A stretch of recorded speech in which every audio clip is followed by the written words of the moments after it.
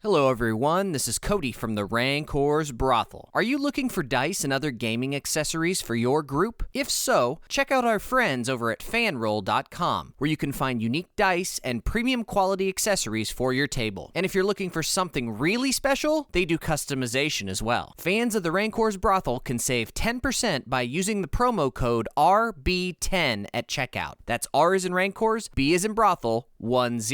Not only can you get yourself some great dice at a discount, but you can support this podcast as well. So check out fanroll.com today and use promo code RB10 at checkout. Tell them the Rancor's Brothel sent you. The Rancor's Brothel presents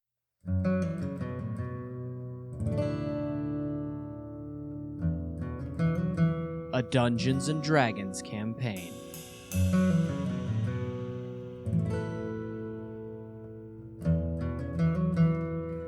Out of the abyss.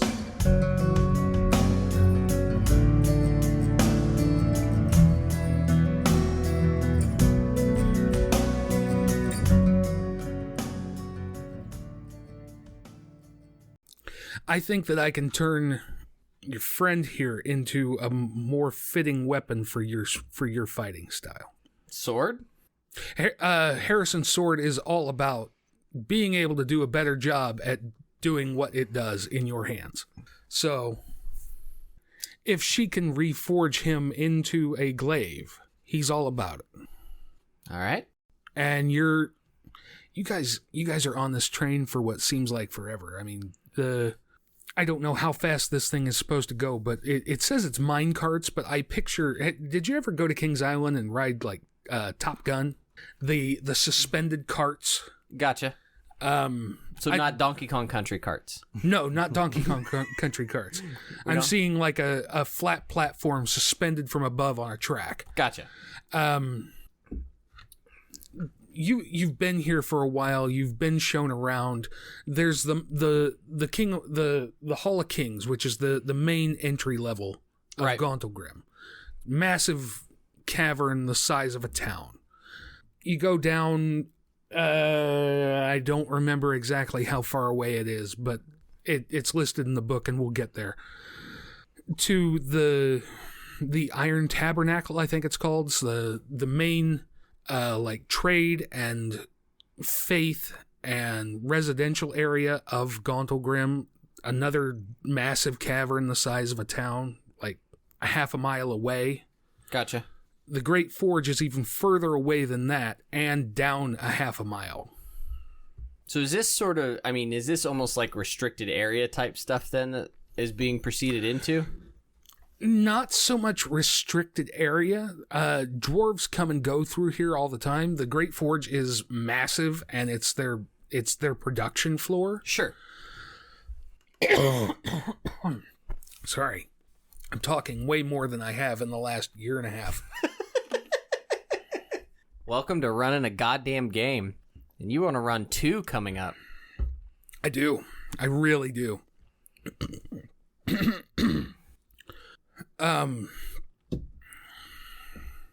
It's not so much that it's restricted area, but there's a containment area down here. The forges of Gauntlgrym are special. They use the existing heat and energy from a primordial, basically an elemental god. This one's called Megara. Holy shit. I think it is.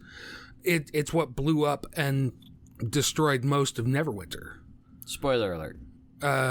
Would have been years ago, but right. I mean, there's basically a production floor, and you can see half a mile of forges and workshops and everything. But beyond it, you see like a massive pedestal raised area. And that's where Canterbury takes you, and there's kind of a forge, kind of an altar up at the top. And beyond it, you can see a massive lava pit. And there are water elementals ringing this lava pit and constantly forcing water down onto it. And every once in a while, you see something shift in the lava, and it looks like a shoulder shifting up through the surface. And this is where the primordial is contained at. There's only a few people who have access to this. There's only a few people who can even get close to it or control it. Excuse my impertinence, but are we supposed to be here, ma'am? I am. Right. You're with me. You're good. I am. And she sets about doing what she said she was going to do, and she works this thing using power that you have never seen before. You see a ring on her hand glowing almost as bright as that lava down in the pit. There's times where she's working with this weapon. She's not sitting there with hammer and tongs working on this. She's shaping things just with force of will, and it's almost like you hear a whisper.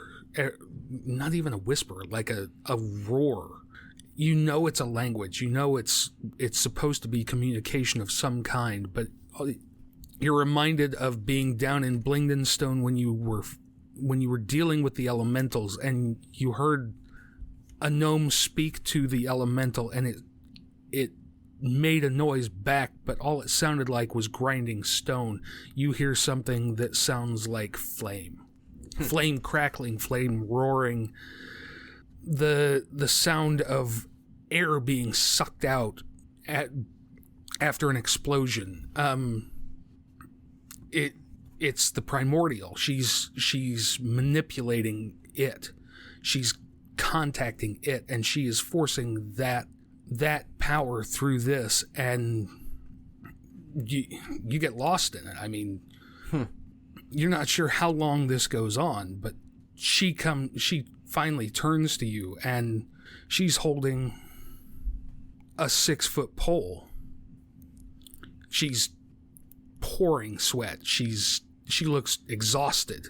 She hands it to you, plants it on the ground, and holds it out to you. It's just a 6-foot pole. Just a 6-foot pole.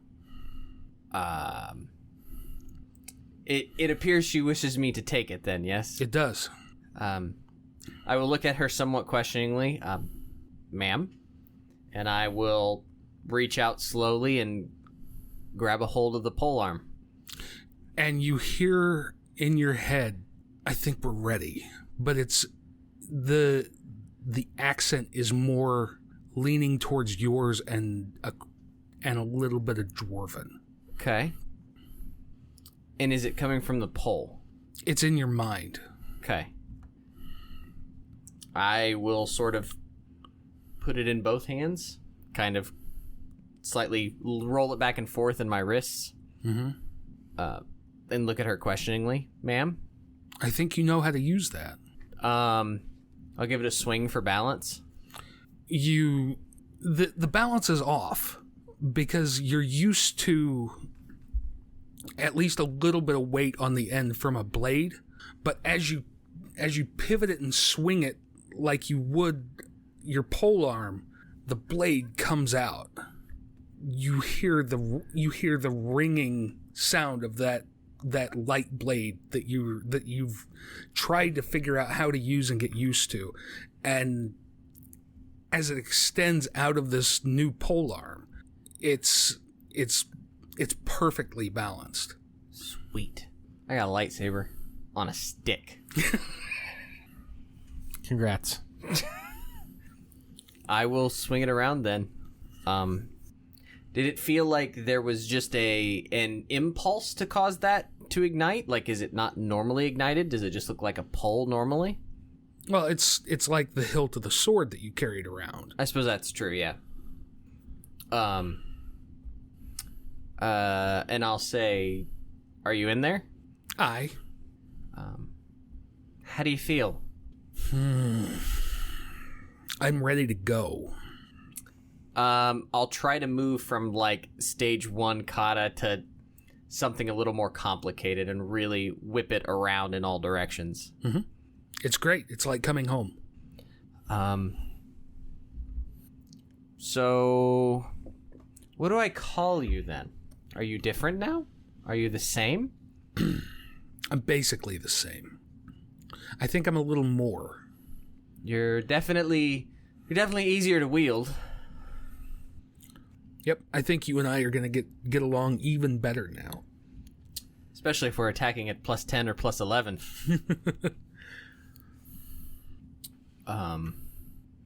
I will try and just think about the blade not being extended.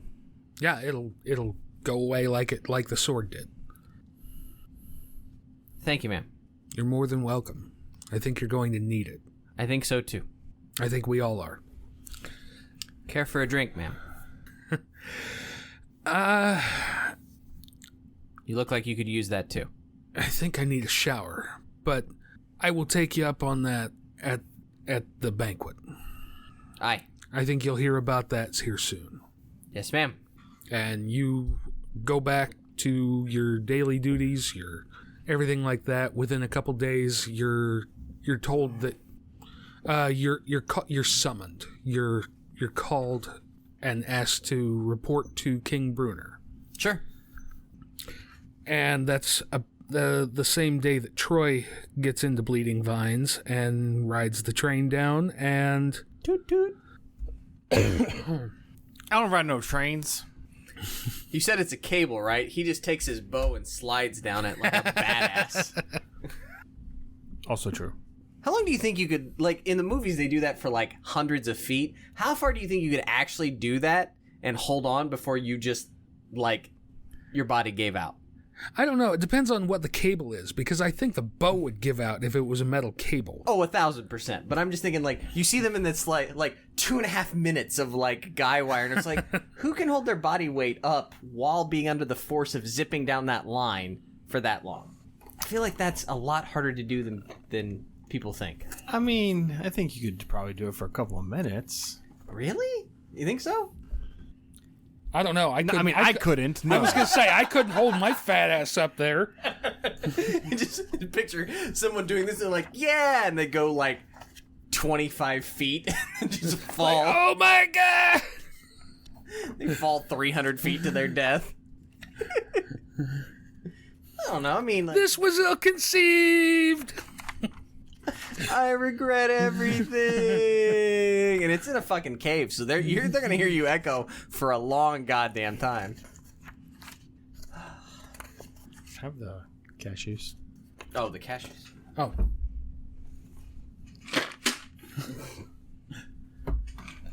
Craig left them down here. Go for it. Sucker. I forgot you took that book apart, didn't you? It fell apart. Oh, did it really? I bought it used, and I had it for like 2 weeks after it came from Half Price Books, and the pages just started falling out in chunks, so I hole punched them all. I wonder, you could probably take that to like a Kinko's or something and get it bound. I'm not worried about it. This works fine. That'd be cool. Oh. Okay, Troy, Mulvayas is brought into Gauntlgrym the same way Kira was. He's treated as an honored guest, set up in fancy housing.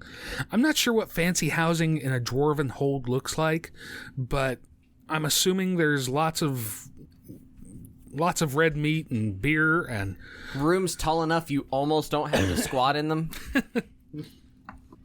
Oh no, for short people, these guys make massive caverns. I was thinking about it, you know what I mean? Like, an 8-foot ceiling to my son is massive, but an 8-foot ceiling to somebody who's 6 feet tall is not that big. Yeah. You are brought in, you're shown around the same way that Kira was. What did I say the names of the levels were? The Vault of Kings, the Iron Tabernacle, the Great Forge, everything like that.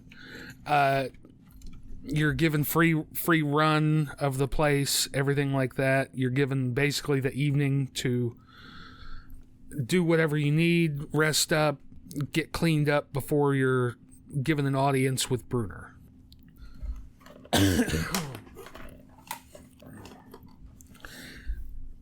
Anything you're wanting to do? Anything that we haven't covered? I don't think so. Kira got a lot more time than Mulvayas, so if there's anything else that you would like to do character development wise, go for it. You're suggesting that I took what you expected to be 20 minutes and made it into something ridiculously obscene? No, you did what I was hoping everybody would do. And I did what he expected me to do. Yeah, that's why I wrote it for you. You're welcome.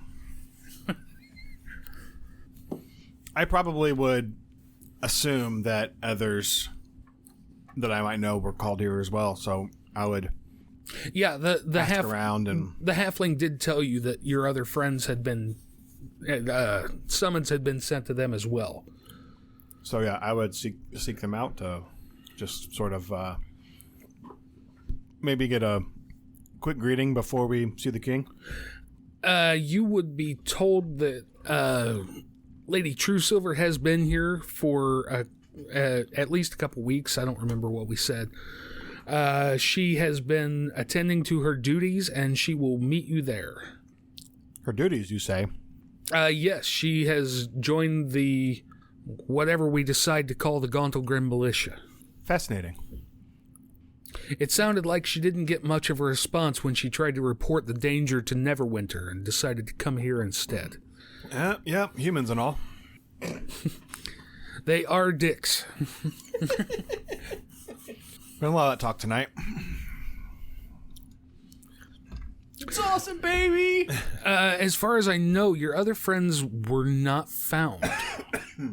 I thought you said they were here. Some of them. None of the other ones were here? Eldith and Fargus would be here. Yeah. Eldith is probably around. You could find her. Fargus would be up in Bleeding Vines.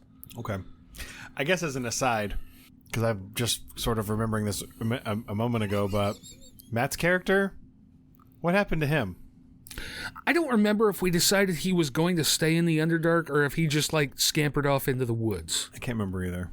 Matt Ettercap being a sort of Bigfoot-esque character who shows up at the most inopportune times is an excellent future for Matt Ettercap. Because, I mean, it's really on the nose. I would also like to point out we were looking for the sword names thing. Apparently, I have written on the back of my card, probably Josh wrote it, or said it, and I thought it was funny. It's my handwriting. Epee Leskew, which is a great sword name. Oh, very good. I think Matt had a notebook full. It might have been Matt that wrote them all down, yeah.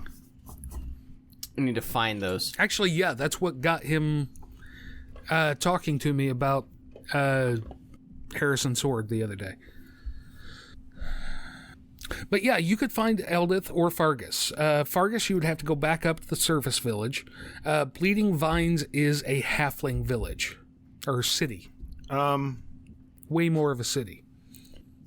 No, I'd probably just sort of stick around since I'm expecting probably be summoned soonish. Yeah, it'll be this evening. Okay. Okay, then we'll go ahead and do that. One of the messengers comes and finds you and takes you back up to the Vault of Kings to a centralized chamber. Kira, the same with you. You're basically both marched up to a giant door. It looks similar to this. That's a sweet door. You guys run into each other, led by messengers, both at the same time outside this door. Mulvayas? Kira? Here, you've taken a new job. Aye? So, would Kira be wearing armor? The dwarves would provide her with, I assume you wear medium armor? I mean, I was in chainmail earlier, but that's gone now. I would imagine, especially, it's a banquet, right? This is just an audience with Bruner. I think I would still probably be wearing whatever the Gauntlgrym militia's version of military whites are. Oh, okay. I mean, as far as I am not expected to do anything physical combat-y, then I think that the fact that he is a king would override. Like, meeting the president. Like, meeting the president, they're not in their military fatigues, they're in their dress uniform. You know what I mean? So you see Kira in some kind of a uniform, but very clearly dwarven. Yeah. In styling. Cloaked, and holding a staff. Your glaive is less pointy. Yeah. It's a new trick. Okay. Plan on just, like, poking stuff to death? After a fashion, yes. Because I really like the fact that I can just walk around with what essentially looks like a nice walking stick. Yeah. Until I need it. It is a nice disguise. Yeah. You would probably hear a voice say, "Don't be judging." I'll probably notice that there's no sword accompanied, and I'll be like... And the voice likely is slightly different. Like, Yeah, slightly. Neat. I got a new toy, too. And I'll, like, point to my bow. Fancy. Yeah, pretty much. Yeah, since these two were the only ones who managed to hang on to their character sheet and be responsible and everything like that, I decided both of them should have some kind of a bonus. High five. I think we should also get a couple of immovable rods. Dude, I don't know when I'm going to use an immovable rod, but it's going to be epic. You guys will have a minute to talk, and then you'll be let in. You see a long chamber. There's tables and seats down the sides. Down at the end, you see a dais with a magnificent stone throne. Beautiful stonework, intricate designs. If either of you have like religion or anything like that, you see signs of Moradin. I think the other names are like Clangadin. Various dwarven deities etched into and built onto this throne. And sitting on it, you see a red-haired dwarf. Kira had dealings with Brunner before.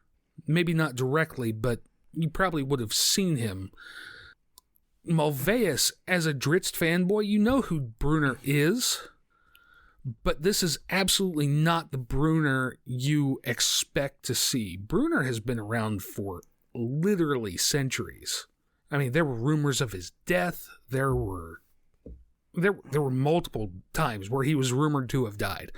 But the last time, everybody was pretty sure that it stuck. And now you see an extremely young dwarf sitting in this throne. Way younger than Brunner should be. That's a king. King Junior? King Brunner. Battlehammer. You sure? Yes. You are taken to a mighty hall in which a red-haired dwarf of fierce and proud demeanor sits upon a massive stone throne, flanked by a number of guards and advisors. Although long stone tables have been set to one side, laid out with refreshments, there do not appear to be any other guests. "Welcome, friends," says the king. "I've a mind to know about the rumblings and the rumors, about goings-on in the depths outside my city. If you relate to me what you know, we can talk about what you might want to do next." So this is the point in the episode where I figured we would give you guys and the audience kind of a recap on what you guys did. I don't know how much you guys remember. I don't know how much we need to go over this. I feel like I remember a fair deal. We played some D&D. I don't remember exactly. We did do that. Oh, we were prisoners. Well, not. I mean, to the Well, start. you were prisoners. Right. I guess I was a prisoner too. It's all very confusing.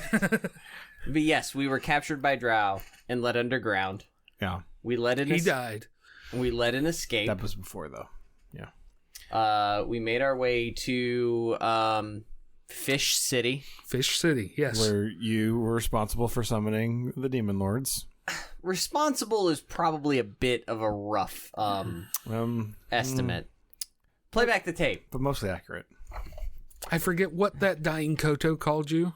Something like... I wrote it down, I think. Actually, hold on. Where are my notes?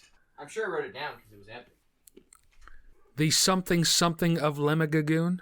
Yeah, Lemmigagoon. Problem is, I use the same color notebook, and I have like 7 of them, so I have it somewhere. It was like the Cursed of Lemmigagoon or something like that, yeah. The Chosen of Lemmigagoon, that's what it was. Yeah, because then the fucking fuckface, two-faced demon on the front of the cover was spawned. No, this was after he was spawned and after he wrecked the town, and you found one of the cultists. Right, no, but he wrecked crushed the town. under a building, yeah. And then we floated away on rafts. And we tried to narratively end the game there because I'm pretty sure we all got lost on fucking rafts and tried to swim away. Yeah. Matt cut the rope and ditched you guys. Yes. Correct. I was... What's the word? Not possessed. You were driven mad. Yeah. And you dove off the boat and swam away. Incapacitated in some sort. Because I think I tried to save you and Matt ditched us. Correct. You took off into the dark lake like some kind of mutated dolphin. And swam way faster than anybody, even on a boat, could keep up with. Yep. I don't remember when we got off the Dark Lake where we went. We went to a place. It was well before Neverlight Grove. We met a hag. There was another place. Gracklestug. You guys had separate adventures. You went... L and Kira went up to the Silken Paths. Yeah. That's right. And then ended up in Gracklestug. Because I remember, yeah, we walked up there and there were things and stuff to fight on, like these sort of giant spider woven roads. Yes. Morik, Nexus, and all the NPCs went to the sunken temple that was taken over by Jubilex's oozes. Correct. And then you all ended up in Gracklestug. Which was a deep gnome city? Durgar city. Right. Had the fat dragon. Yep. That we wanted to cause the uprising and... Yeah, that we were definitely like Che Guevara, let my people go Moses type shit. Except way more combative than Moses, as I recall. You found out that there were Durgar and Darrow who were performing some kind of ritual that was making things grow second heads and rampage through the city. You found out that they were trying to do that to the dragon, stopped that, and found out that you got fucked by the Keepers of the Flame. Right. And got tossed out of town. Now, didn't we cause a big ruckus on our way out? Like, what you tried to. We tried to. I feel like we succeeded, but maybe we didn't. Not as much. We caused a squabble, maybe, if you will, but... Weren't there human traders as well? There were drow traders. I thought there was someone who talked about taking us to the surface from Gracklestug. You found a Vishtani. Yeah. That's what it was. Can't trust those fuckers. You left Gracklestug. Matt almost got eaten by a succubus. Like you do. Like Matt does. And that was where we got into the whole... Because there's a whole, like, let's not forget this. Cody would like to put a pin in this. There's a whole goddamn mind flayer thing going on here that we should not forget. Okay? Like, have you watched Deep Space Nine before? Oh, yeah. Okay, you know how the fucking founders are, like, goddamn everywhere and manipulating everything? Mm-hmm. It's like that, but if they ate your fucking brain, okay? They're around. I don't know where the fuck Jeff has put them. But they're still here. Somewhere. I don't know if it's fucking Matt Ettercap. I don't know if somebody's gonna pop the fuck up and be a goddamn... But, like, they're around, and we should not forget that the Mind Flayers and the fucking... I wrote it down. There's a fucking organization of these bullshit assholes. The Society of Brilliance? That's it. I don't know. There was a Mind Flayer that L&L met and said he was a part of the Society of Brilliance. That's fucking terrifying. That's not great. He did say he was the only Mind Flayer in it. Don't trust Mind Flayers, Jeff. Whatever Mind Flayers... do you know how to know when a Mind Flayer speaks? Or how to know when a Mind Flayer lies? It's telling you things inside your brain as it eats it out of your fucking nose, Jeff. After that was that Neverlight Grove then? Or was there a stop in between Gracklestug and Neverlight Grove? There was the Netherese tomb. That's where you found Dawnbringer. Right. You did kind of the side quest thing. Yep. You fought a hag. You fought a bunch of undead shit. You actually found out that when you got into the tomb and you fought Brysis, what was left of Brysis, you got flashes of her memory. I forget what the monster was that I made her, but they communicate through memory and they show memory and everything like this.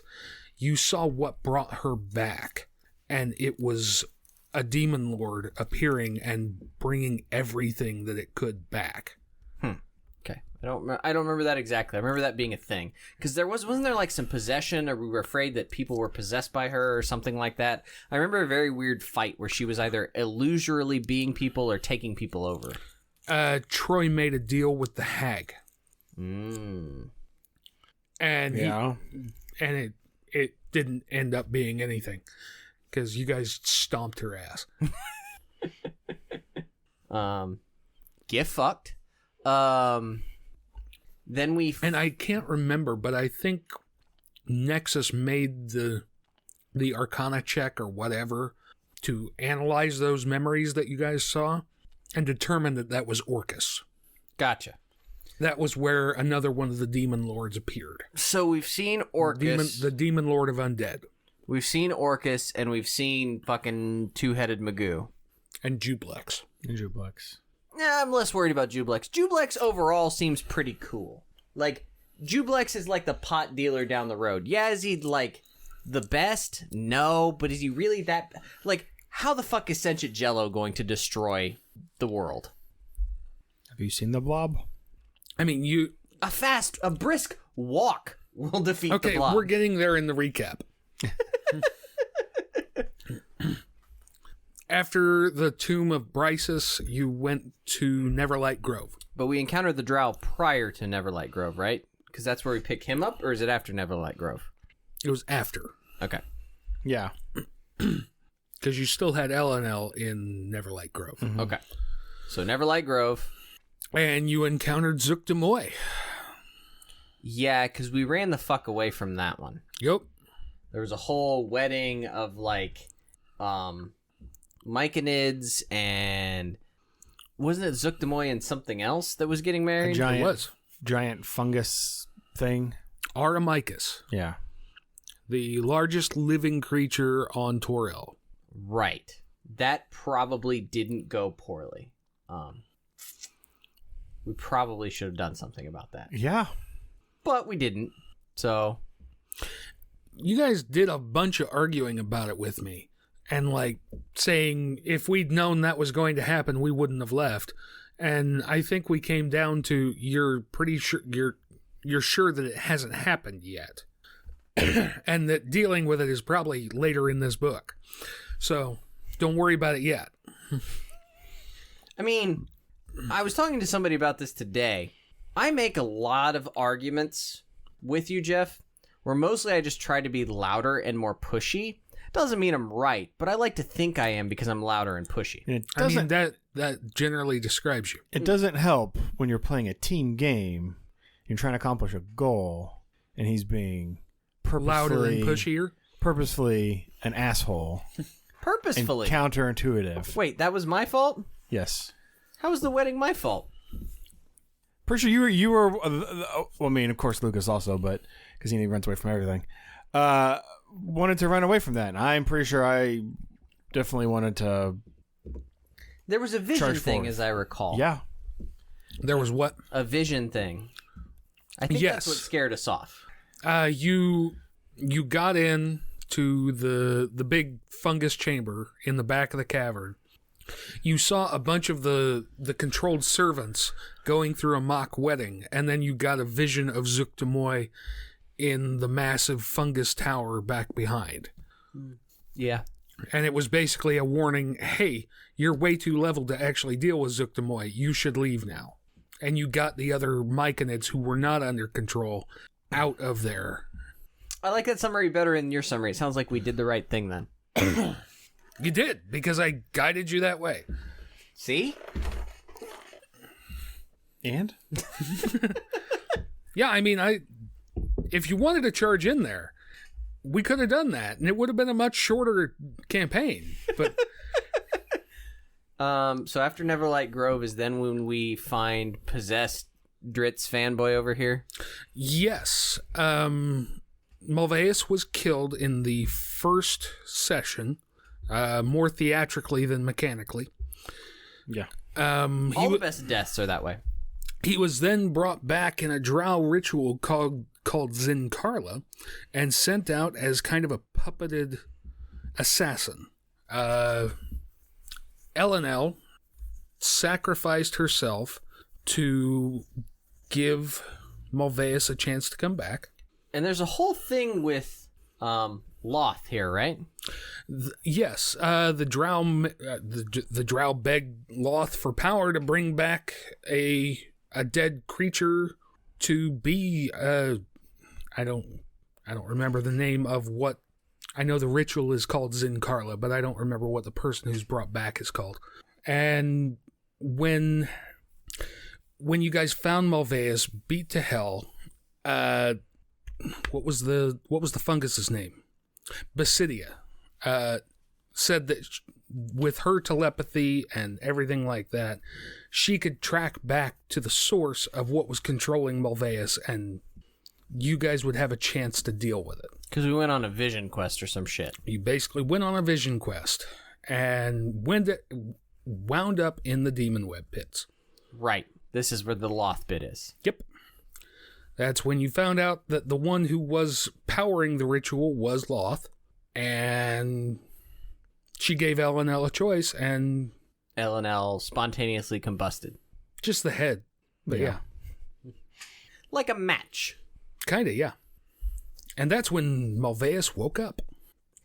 And then from there, was it just a Gauntlgrym? You and the Myconids parted ways. Basidia said that she would still have contact with you through her spores or whatever that you had. All been huffing. Yes.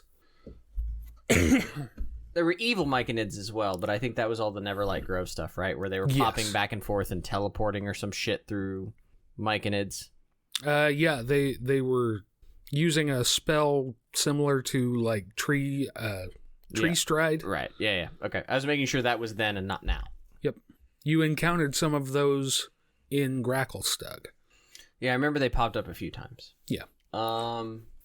So Once you got Mulvayas back, you made your way to Blingdenstone, okay. the Deep Gnome City, that was overrun by were-rats, oozes, and elementals that were screwing up. Because we ran into Jublex again, right? You ran into like the Ooblex. chosen. Yeah. Huh? Did we run into a fucking ooze that we had already met before there? The Oblex was what you fought when you found Mulvayas. Gotcha. It's what beat the shit out of him. This is where we had a bunch of secret discussions in the bar. Because this is where Matt was all over the brothel, right? Was that Blingdenstone? Nope, that was Gracklestug. Oh. Because they had all the slaves. All right, let's not forget. Matt was all into it. Oh no, I made Matt feel real bad that night. It was kind of funny. It was very funny. This is the one with the bar. Yeah. Blingdenstone was where we were the bar and trying to find a traitor or trying to find we were trying to find somebody because I know we were having a lot of secrety conversations at a bar. That was actually both Gracklestug and Blingdenstone. We hang out at a lot of bars. You did. It's Kind of a D&D thing. I don't know. I think it's kind of an us thing. He says, staring at the empty booze bottles beside him. In Gracklestug, you hung out in a bar. I don't remember the name of it, but I remember the bartender's name was Tannen. You got a bag of gems that you were supposed to deliver to somebody in Blingdenstone. Mm-hmm. I doubt we'd ever did. You did. We did. Oh, we did? Yeah. You delivered them to the alchemist Kazuk Pickshine. I can't believe I remember these names. Yeah. You sorted stuff out with the were-rats in Blingdenstone. Oh, okay. Okay, now I remember where we're You at. got them to join forces with the Deep Gnomes. Mm-hmm. They fought all the Oozes and the Pudding King, who was a chosen of Jublex. Right, and there's a whole thing where we solved puzzles. You tried to. I tricked Jeff into assuming that we solved his puzzles. 2 goddamn riddles. I ignored the third one. It took 2 hours to get through 2 riddles. Hey, in fairness, I think the first one went fairly quickly. That second one just... We're real fucking dumb. Carry on. The first one went fast because Matt helped me write that one. Matt knew it the whole time, and he let you guys wiggle that long before he told you what it was. The second one Matt didn't help with, and he's like, "You didn't tell me about this one." I trust Jeff. He listened to it more recently than I have, which is to say he listened to it. But yeah, you figured out the were-rats, you figured out the earth elementals, then you went and fought the Oozes with both, and killed the Pudding King. And they led you to Mithril Hall. You killed your drow pursuers, one of them being Mulvayas' sister, and the Drider Elenel, and then got out to the surface. Wasn't And there that a only whole took 115 hours, folks. There was the whole thing with... I mean, there's the whole Fairez thing. Yep. And magic being wonky. Well, the Fair's Rest is a thing in the Underdark all the time. Yeah. It's what... The Fair's Rest is what made the Drow develop their natural magic spells that they get as a racial bonus. And there was a pillar... There was a pillar in the tunnels under Gracklestug. Yeah. And you guys rolled an egg into it. Right. Yeah, I remember that. And it consumed the dragon's soul in the egg and teleported half the party away. Right. That sounds like a thing we would do. Oh, it's definitely a thing Matt did. Yeah, Again. it was Matt. Matt likes to try things and ends up blowing shit up. I mean, you realize Matt and Daniel are the same touching the shiny person, right? I don't know if I want to call them the same touching the shiny. Like, Both of them are my favorite people to have in games because they'll touch the goddamn shiny each time. Hey, although together, with Jeff's help, we pretty much summarized the game. We hit way more high points than I thought we would, Troy. Considering the last time we recorded that was over 2 years ago. Holy shit, it was. It was in my old house. I can't believe that I remember half these names. 10 fate points to Jeff for remembering shit that I don't know that I could review Strahd that well, and I've read Strahd for like 15 years. I mean, realistically speaking. I have gone back and re-listened to the entirety of Out of the Abyss between then and now, so within the last couple months. King Burner listens carefully to what the adventurers have to say. Once the adventurers have told their tale, Bruner might have a few questions, particularly concerning the threat of the Demon Lords. They're a threat. They are a threat, and you've seen multiple of them. Like 5. Or at least signs that they are here. You've only seen one in person and a couple through direct visions. You don't know how they got here. You don't know what their purpose is here. To fuck shit up. From what was left of Slubodop, that's a fair assessment. We built Fish City. Do you have any questions for him? Do you have any magical items? I should have seen that coming. Yes. that also needs to be a t-shirt. Oh, absolutely. I'm shocked Lucas hasn't done that yet. I will message him while I'm thinking about it.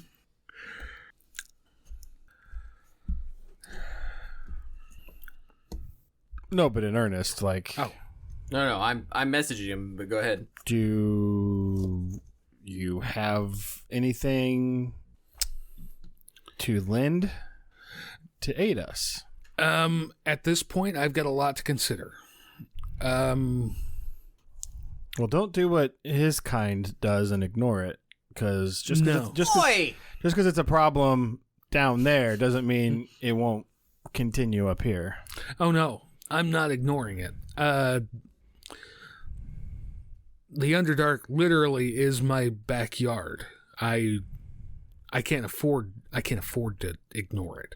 I mean, we fight off anything that comes out of there as it is now. I don't want to have to deal with a demon lord or lords. Give me till tomorrow. Okay. We have people coming in. I'm going to consult with my advisors. And tomorrow, I would like for the two of you and any of your friends, if we're able to find them, to attend a banquet. We have several people who may be able to help and will want to hear what you have to say. Just covering my basis as, not always knowledgeable on the lore. No, you're good. Would I, Mulvayas, be welcomed? Just as far as the general populace.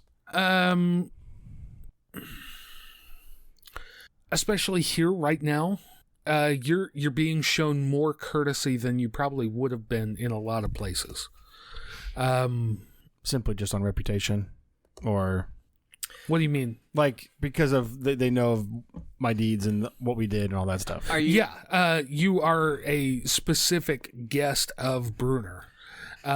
Here in Gauntlgrym, they're used to the idea of there's at least 2 or 3 drow at this point hanging around who they know are allies. They know they're Okay. decent people. Are you asking this as Troy? Or are you subtly suggesting this as Mulvayas? As Troy. Okay.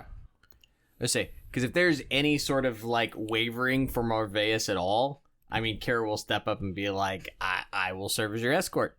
No, I'd assume he would be aware of the situation. I just, again, Yeah, no, it's fine. not always privy to, how drow are received in all places. Yeah, with the audience at an end, Bernard tells the characters he will consider all they have told him, and they will speak again at a welcoming feast later that night. We'll say tomorrow night, because we waited until tonight to do this. So, you guys have a day. None of the other party members show up. Well, looks like it's just you and me then. Yeah, I guess good old Fargus is hanging around here somewhere, and I've met Eldith's uncle, I believe it was. yeah, Eldith's here too, I'm sure. Sergeant Brassrocks. Horse talk, I heard. Huh? Nothing. As you're leaving the audience chamber at some point around there, you would probably run into Fargus and Eldith, and they're happy to see you, everything like that, and they say that Brunner called them in too to hear everything again and make sure that all the stories line up and he can take all the information that he can. We'll be at the banquet too. Excellent. Look forward to seeing you. Having some food. Yep. Reminiscing about the good times. Be a short conversation. Anything you guys want or need to do before? No, I don't think so. Okay. Negative. Okay. So the next day comes around, and you guys are provided fancy clothes, all gussied up, smelling good, everything like that, and you're taken to this banquet. And there are people everywhere, all different races, all different creeds, all different. What are the knowledges? Give me insight rolls. This is it, folks. Ooh. 23. I can't even roll that high on an at 20. Sorry. That'd be a gentleman's 9. Mulvayas, you see a bunch of different people in varying degrees of finery, but there are certain groups that you see that all bear similar markings. You realize that they're members of the various factions that sort of shape the way things run in the realms. Like, I know, Troy, you know the Order of the Fist, you know the Harpers. Right. Huh? Nothing. But there's other ones that I don't know that you have had any kind of introduction to. I know that when you were in Gracklestug, the Zentarum, whoever they were mentioned, you see several men and women in one clump, very blatantly displaying the insignia of the Zentarum. You see members of the Emerald Enclave, a druidic group, and the Lord's Alliance. Kind of a, how does it describe them? It's the Order of the Gauntlet, the Harpers. Yeah, the Lord's Alliance is a political and economic coalition of cities spread throughout the North and the Sword Coast. The Alliance owes its success to effective cooperation and diplomacy between its members, who work to align their separate settlements towards a mutual purpose. Typically, like the rich folks who band together and they're nobility. The folks that Kira was dealing with in Neverwinter were members of the Lord's Alliance. Okay. Yeah, there's the Zentarum, there's the Emerald Enclave, that is all of them. That's all of them that you see here. You know that there are at least one or two others, and I don't remember their names. Give me a second and I can tell you. Maybe I can't. Sorry. There are two. I know there's two factions that are not present. Oh, the Arcane Brotherhood and the Thayans. Mostly I did not because realize there were factions. the Arcane Brotherhood is. I don't know that the Thayans are actually a faction that you can be a part of, but I know they are a world-shaping group. But yeah, there are also probably several other people in the room that you would recognize. King Bruner's here. Kira would point out Canterbury. Also very different from the descriptions you've heard in a lot of the older stories. You see a very well-dressed halfling in a beret, who is probably to the left hand of Bruner. Very tall, muscular man. What? Nothing, just listen. A very tall, muscular man with a woman in robes on his shoulder who is right up with them. You do not see Dritz. There are plenty of other people in here that if there's a person from the Salvatore books that you would like to stop and chit chat with, they are probably here. Gromf Bonray. Oh yeah. I mean, if I had to talk, that would be Kellen's number one person to talk to if we're gonna cross people who really aren't in there here at this moment. I think Kellen and Gromf would get along just swimmingly. You know, somehow I don't think they would. But no, definitely end in the death of one of them. But it would start off very cordially. I'm trying to think if there are any Salvatore characters that I would talk to on the. Yeah, you would see an old, a fairly old, blonde-haired dwarf with a one-armed, green-haired dwarf with him. I would talk to Entreri. Not this character, but I doubt Entreri's here. Now I'm just trying to get. No, I Jeff don't to think he would name be. Really, really random, not necessarily obscure characters, because there's been like 7 books with Artemis, right? Artemis and Trary, yeah. I'm trying to think. I can't remember the. No, he is not here. I mean, that's the thing is that Kira is a soldier, so Kira is going to make polite conversation, assume everyone in the room is more important than her, and speak only when spoken to, kind of a thing.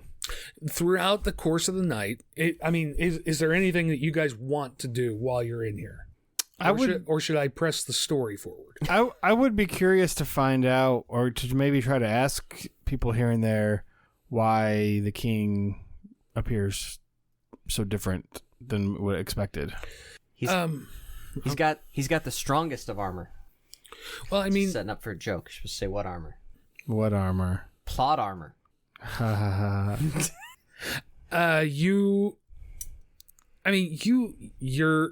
the Dritz fanboy. You know who the companions are. Kira points out Canterbury. That does not fit the description of the stories of Canterbury. You mingle around. You try and pick out information. You're directed to the other members of the companions who are up there. Wolfgar is there. Regis is there. And none of them look... Wolfgar kind of looks the same either way. Big fucking blonde guy with a hammer. Like you do. But Regis is totally different than the stories you've heard. The halfling. And you'll eventually get in a conversation with an old blonde drunk dwarf who will tell you about how each of the members of the companions in turn found their way to the afterlife. They all passed on. All except for Dritz. Dritz has been around this whole time because the elves don't really die. This is when Salvatore realized he had a problem. Yes. He eventually killed off, either through old age or some plot or another, all the companions. And so he had to wait for some religious event to bring them all back as the chosen of Mialiki, or whatever her name is, one of the Dritz's god or goddess. And they've all been reincarnated. They all grew up as different people. So they don't simply just look like younger versions of themselves. They are reincarnated. Different people. Okay. Yeah. They are the same people. Right. They just grew up in different bodies. Yep. Okay. They were all brought back, in the book, they were all brought back to all come together at just the right time to save Dritz.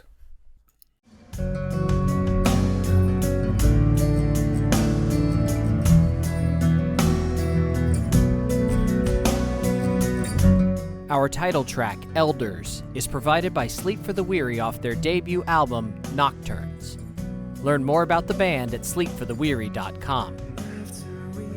Want to continue the conversation? Find us on Facebook at Fans of the Rancor's Brothel or on Twitter at Rancors_Brothel. Need more actual play episodes? Find over 1,000 individual episodes at our website, rancorsbrothel.com. Thank you for listening.